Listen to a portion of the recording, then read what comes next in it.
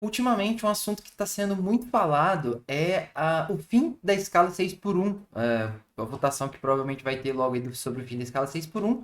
E há uns dias atrás, um repórter da Band, acho que é o Ineg, se eu não estou enganado, ele teve uma fala num dos jornais da Band sobre esse fim da escala 6 por 1, que eu gostaria de comentar com vocês e mostrar alguns pontos da fala dele, para a gente analisar um pouco sobre o Brasil, sobre como seria o fim da escala 6 por 1, sobre os impactos, né?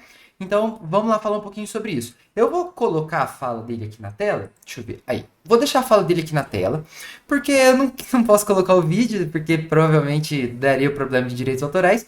Mas eu trouxe a fala, né? E aí eu vou lendo e a gente vai conversando sobre essa fala. E eu tenho três pontos principais para falar um pouco sobre a escala 6 por 1. Eu não acho que eu vá dar respostas. Eu acho que eu vou colocar dúvidas, colocar perguntas para vocês me ajudarem a responder, certo? Então sintam-se à vontade para comentar aí sobre o que eu falar aqui, tá bom? E discordando ou concordando, né? Tanto faz. Vamos bater um papo aí respeitosamente, certo? Então ele começa falando, eu vou manuseando aqui. Ele começa falando assim, ó, olha, pega dois trabalhadores, um brasileiro e um americano, no caso ele está falando aqui, né, do pessoal dos Estados Unidos, né? O americano produz 4 vezes mais. Vamos dizer isso de outra forma. O que o americano fabrica numa semana, a gente aqui no Brasil precisa de um mês para produzir. Então agora você imagina o efeito disso na economia inteira. O Brasil é um país improdutivo. Então esse é o primeiro ponto que eu queria pegar para falar. Porque eu fui pesquisar um pouquinho sobre isso e eu até trouxe aqui para vocês verem. Saiu uma notícia quentinha, hoje é 19, faz 9 dias. 9 dias atrás, saiu uma notícia sobre isso, sobre essa questão de produtividade. Um estudo, na verdade, sobre essa questão de produtividade. Deixa eu colocar ele aqui na tela para vocês verem junto comigo. Ó. Deixa eu tirar aqui. Aí, vou colocar ele aqui. Ó. Aqui. É um estudo da Fiesc. É o estudo da Fiesc. Ele fala, a produtividade brasileira é a 94ª do mundo, diz a Organização Internacional do Trabalho. E essa notícia ó, é recente, estão vendo? 10 de fevereiro desse ano já. Então aqui fala que o Brasil, a média do produtor brasileiro é 21 dólares por hora, e ele ocupa a 94ª posição num ranking de 184 países. Vejam bem, entendam o que eu vou dizer. Não quer dizer que o Brasil tá bom, tá ótimo, tá perfeito, tá? Mas assim, a gente não é improdutivo. A gente tá numa média, a gente tá no meio ponto. Talvez a gente seja, no mais, assim, no mais chato da palavra, mediano. A gente não é improdutivo, a gente é mediano, a gente tá na produtividade média. Aí depois ele vem e continua dizendo aqui, né? Com 21 dólares e 20, o Brasil fica abaixo do Uruguai, do Chile, da Argentina, de Cuba. E considerando o grupo do sete, né, o G7, que são os 7 países mais desenvolvidos do mundo, a média é 74 dólares. E isso aqui não é novidade, mas enfim. E o Japão está em último dos 7 ali. E ele é 52 dólares, produz 52 dólares e 70 por hora, que é mais que o dobro da produtividade brasileira. E ainda o Brasil, os trabalhadores brasileiros trabalham 38,9 horas por semana, em média. Valor inferior a 97 países. De novo, a gente está na média. Se o total é 184 e a gente está ali perto de 90 e pouquinhos, a gente está no meio da tabela. Né? E alguns países que crescem em ritmo acelerado, como China, Índia e México, as pessoas trabalham em média, a média de horas maior do que o Brasil. Então, isso aqui é interessante para a gente analisar duas coisas. Primeiro, a gente está na média, eu falei, não somos improdutivos, então eu já discordo dessa frase, o Brasil é um país improdutivo. Porque é estranho, porque do jeito que ele falou, parece que a gente é um monte de vagabundo, né? A gente não trabalha. O Brasil é um país de gente muito trabalhadora, na verdade. E segundo ponto, era uma coisa que eu suspeitava quando eu vi o vídeo dele pela primeira vez. Esse estudo, ele é dado em valor. Valor. Aqui ele até considera horas depois, né? Mas ele é dado em valor. Por que é interessante a gente entender que esse estudo ele é dado em valor? Porque ele vai nos levar para o segundo ponto que eu queria conversar com vocês, que é esse aqui. Deixa eu voltar aqui o estudo, para vocês. Ó, a fala, né? Perdão. Pode ter uma exceção aqui outra ali. O agronegócio é um exemplo. E aqui que eu acho que foi que onde ele meio que não pensou direito, ou tentou falar para fazer uma média ali de alguma maneira, não sei, né? Talvez. É, porque o problema do Brasil ter uma exclusividade, quase que uma exclusividade de produção com agronegócio, é o que faz a gente ficar para baixo nesse ranking. Porque é o seguinte, o ranking ele é dado em quanto de dinheiro que um trabalhador faz por hora, o que aquele trabalhador está produzindo é importante saber. Porque se a gente for parar para pensar, vamos pegar aí como um exemplo, o Brasil um grande exportador de soja, o Brasil um grande exportador de carne. Ora, se a gente vende soja e carne e precisa comprar placa-mãe, celular, chip de computador, tecnologia no geral, é claro que se um trabalhador brasileiro passar 100 horas plantando soja e um trabalhador dos Estados Unidos passar 100 horas produzindo, sei lá, celular, é óbvio que a hora dele vai valer muito mais do que a hora do trabalhador brasileiro. Isso é óbvio, a hora dele vai ser muito mais produtiva, porque o que ele está produzindo vale muito mais. Eu tô doido nessa análise? Deixa aí nos comentários se você discorda. Não, Eric, não é bem assim. Porque assim, ó, lá na notícia fala que ficamos atrás, por exemplo, de países como a Argentina. Tem que contar o tamanho da população. Porque ali na pesquisa, me parece que eles fizeram média. Então, se a gente é um país de mais de 200 milhões de habitantes, a chance de algum país pequeno ter uma média mais parecida com a nossa quando comparado com a quantidade de riqueza que gera é, é, é maior, né? Então, poxa, se um país, sei lá, vamos supor, a economia do país vale R$ 100, mas tem 2 trabalhadores, eles vão produzir R$ 50 cada um. Agora, se a economia do país vale 200, mas tem 20 trabalhadores, eles vão produzir 10 cada um. Aí vão dizer que o outro país é mais produtivo do que o segundo. Entende o meu exemplo meio besta aqui, mas eu não sei se ficou claro o que eu quis dizer, mas é isso, né? Então o tamanho da população é provável que conte muito. E deixando bem claro aqui, o agronegócio não é um problema, tá, pessoal? Então é muito bom que a gente tenha como é que eu posso dizer, um setor da economia tão produtivo quanto o agronegócio no Brasil. Não é que eu sou contra o agronegócio, não é que ninguém é contra o agronegócio. Como que você é contra um setor produtivo? Então, eu sou contra a indústria. E a indústria... Não, cara. Não tem muito esse negócio. Você pode ser contra ali os desdobramentos, os efeitos, enfim, isso aí é uma outra conversa. Mas o fato de existir é importante, sim. Só que é um problema ao mesmo tempo. Por quê? Se o Brasil foca não vou falar toda, mas a maior parte das suas forças no agronegócio e a gente deixa de lado produzir na indústria, ter uma indústria mais forte, produzir celular, carro, baterias, chips de computador, tecnologia no geral, então é problemático isso. Porque a gente está focando as nossas energias em vender um produto mais barato, consequentemente com uma margem de lucro menor do que quando você produz uma tecnologia, por exemplo, celulares e afins, né? Então, esse é um ponto importante. Então, acho que ele escorregou aqui, na minha opinião. Eu acho que ele escorregou aqui. Isso não faz sentido. Então, o problema aqui eu acho que não é a quantidade de trabalho. Acho que é o com que você trabalha.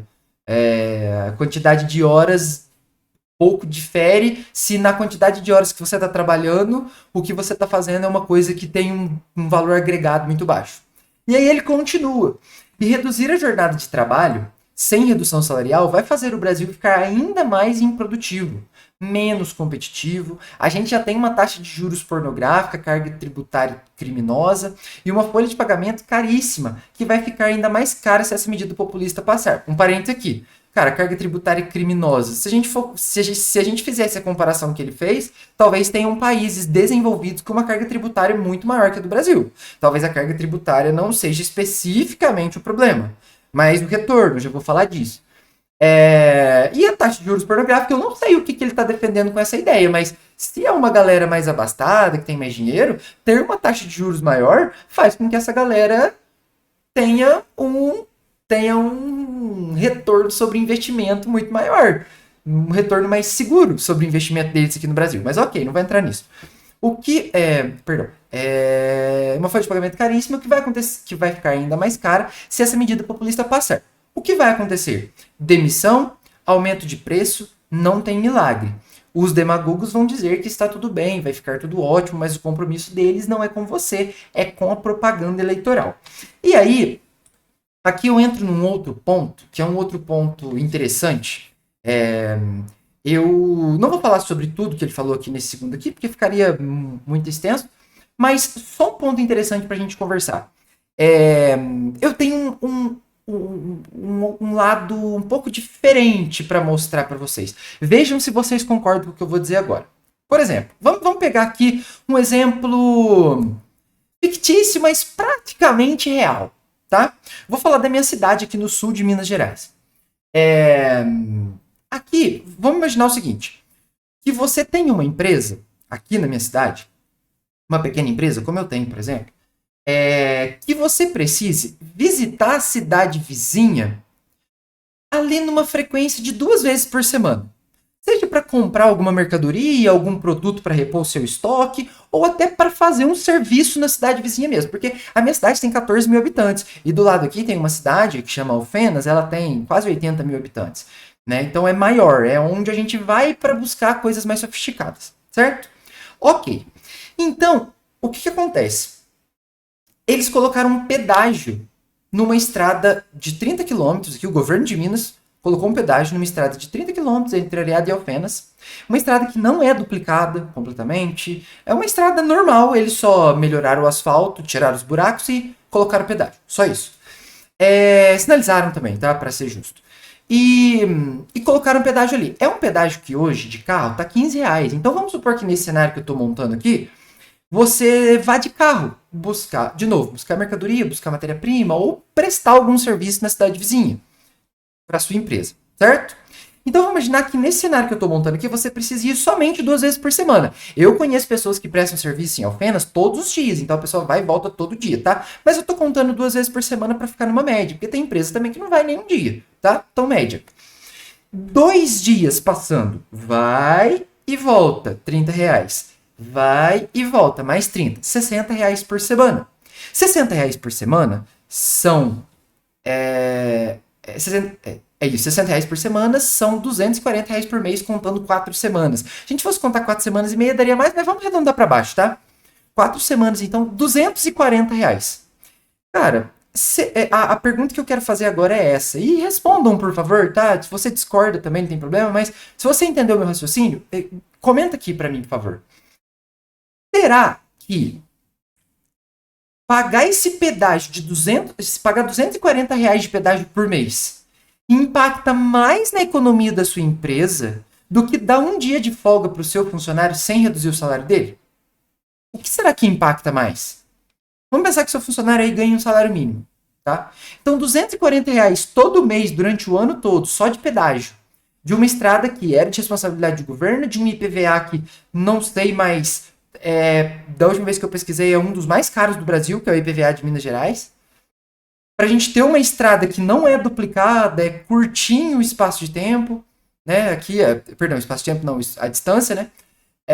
Será que o que impacta mais é reduzir a escala 6 por 1 ou ficar pagando esse pedágio toda vez que você vai na cidade vizinha para, enfim, para algum fim?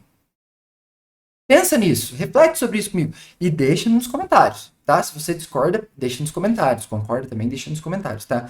Então, uma ideia pra gente fazer, sabe por quê? Porque o governador do estado de Minas Gerais, ele é um governador liberal, ele é um governador de direita. E eu não vi nenhuma grande, né, como é que fala? Nenhuma grande comoção nas redes de televisão quando esses pedágios que, na minha opinião, eles são quase que, aí sim, criminosos, né? Aí sim, criminosos. Nesse valor, me parecem ser criminosos, no sentido figurado da palavra. Sabe? Então, o que será que impacta mais? Porque assim, eu fico pensando, tem uma coisa interessante de a gente analisar. Se você conversar com qualquer funcionário de qualquer empresa e você chegar para ele e falar assim, ó, meu irmão, você trabalha de segunda a sábado. Cara, vamos fazer o seguinte, vamos correr aqui com as coisas apertar, com o negócio ali, buscar, trazer, tal, e correr, pra gente terminar tudo até sexta e sábado a gente não ir trabalhar, uma boa parte dessa galera fecharia esse acordo. Porque ter um dia a mais em casa com a família é tempo de descanso.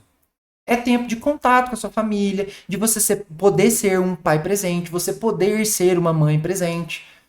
Sabe? E não só chegar à noite, cuidar dos afazeres da casa e no outro dia de manhã já ter que levantar para pegar a condução e ir pro trabalho de novo e essa correria, sabe? Então, às vezes eu sinto que fica um pouco de hipocrisia do lado dessas pessoas, principalmente dessa galera que defende esse liberalismo meio louco, assim, sabe? De que, não sei o que destrói a família, não sei o que destrói a família, a esquerda destrói a família. Mas quando vem essa medida de redução da escala 6 por 1? Para que a pessoa tenha mais tempo para passar com a sua família, daí você faz toda uma propaganda dessa e é contra. O que destrói mais a família?